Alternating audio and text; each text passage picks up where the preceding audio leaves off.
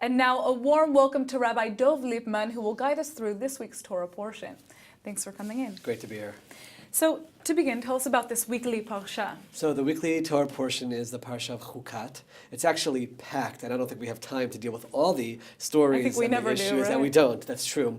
The first is the strange law about the red heifer, and I won't get into the details, but it was a way for someone who became impure to become pure. Someone who was impure touched a dead body, wants to go into the temple.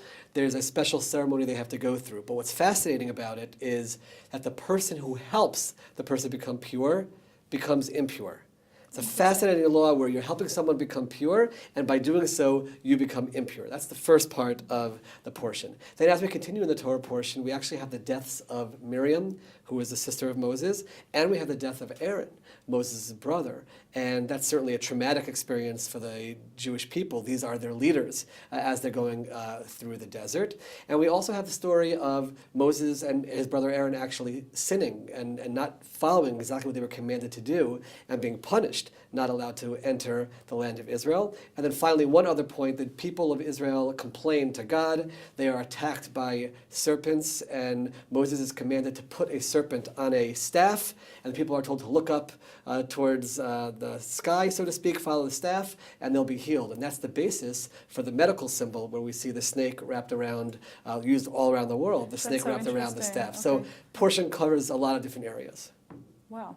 So what lessons can we take from this weekly Parsha? So I think the first part, where we had that law of the red heifer, where the person who's helping someone become pure becomes impure, that's considered by our sages to be the classic example of what's called a chok, which is why it's called Parshat Chukat, a law that we do not understand. How can you explain that I'm helping somebody become pure and I become impure? You can't explain that. And that's a lesson that we all have to internalize, that not everything is understood. You know, sometimes, especially in the world that we live in, where we try to have all the science and all the technology and understand everything, we won't. We're limited human beings, and there are things that sometimes you just have to have faith and go with that faith and tell yourself you're not going to always understand everything. And living in Israel, where there are challenges and certainly tragedies that we've had over the recent weeks, that's a very good perspective to have, to recognize even though it bothers us, we're not going to understand everything and why things happen the way they do. Interesting. Now, how can we apply that to our daily life? That's a very confusing idea, that I would become impure by helping somebody else, because at the same time, much of Judaism, promotes helping each other. Sure. It's certainly a lesson that there are times that we have to go out of our way for other people to help them, even if it's going to hurt ourselves.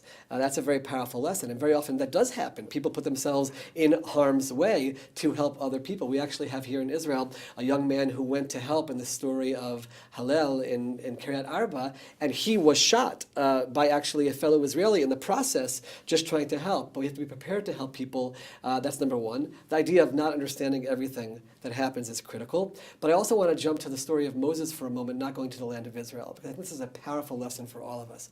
Moses, the leader of the Jewish people, Aaron and Miriam, his sister, they didn't get into the land of Israel.